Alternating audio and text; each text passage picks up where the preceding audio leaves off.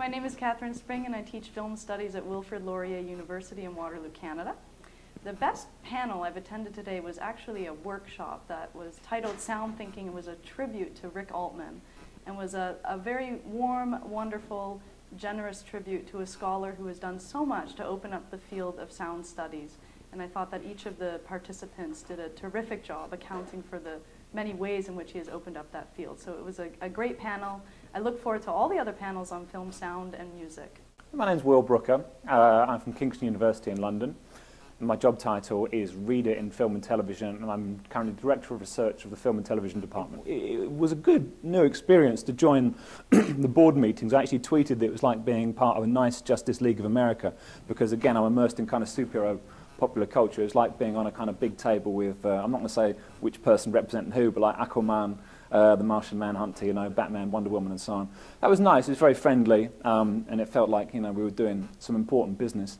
My name is Chuck Tryon. I am an assistant professor in the English department at Fayetteville State University. I think one of the things that's excited me so far about the conference is that there has been quite a bit of attention to what people have been calling infrastructure or distribution studies.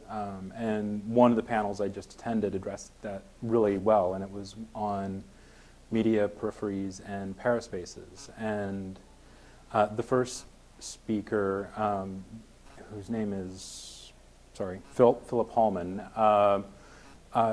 was actually the son of someone who owned a drive-in theater, and he used this experience to talk a little bit about the ways in which fast food culture became intermeshed with the cultures of the drive-in theater. People would learn to stop in their cars, eat in their cars, that sort of thing. And drive-in theaters became sites where people in some parts of the U.S. might first encounter exotic foods like pizza and egg rolls that are now pretty normal.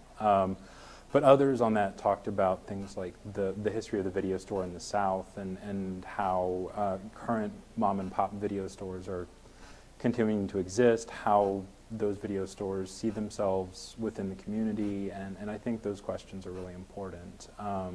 The third panel, or paper on that panel, was by Dan Chamberlain, and he talked a little bit about the role of media circulation on college campuses, and you know, preface that by discussions of the ways in which the vast server farms like the ones in Western North Carolina for Apple and some of the ones that Google owns play a vital role in distributing, storing, sharing content. And I think you know, we do talk a lot about the text itself, but I think there are some important questions to consider about the ways that those texts reach us, especially with all the new technologies and new media tools that are reshaping that in some interesting ways.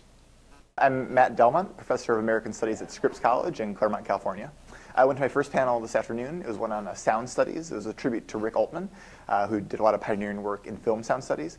And I have to say, I didn't actually know a lot about Rick Altman's work prior to going to the panel. I went because I knew some of the people on the panel, Jonathan Stern and Norma Coates.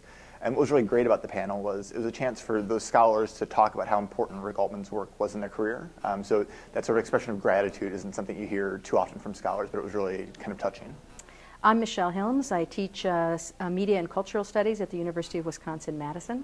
And I'm always very gratified to see how many radio panels there are at the scMS these days. And I went to a great one this morning. It was called On the Re-Death of Radio. And it was really about the rebirth of radio. It was about new technologies in radio and new audiences. It had a bunch of junior scholars doing really interesting work in satellite radio, low power radio, and radio aesthetics in the 1920s and 30s, and it was a great panel. I hope to see more like it. Mike Aronson, I'm at the University of Oregon. I run the Cinema Studies program there. This workshop I saw today was one on Southeast Asia early cinema.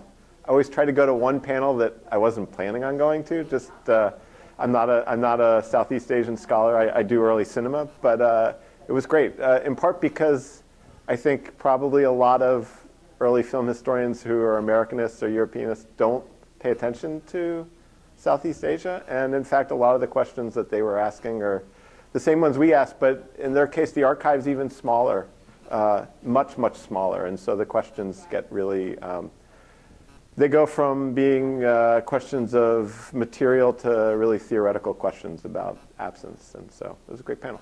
Just hanging out with people, socialising, having seafood, and the conversations in the corridors, meeting old people, old friends and new, is one of the pleasures of scMS.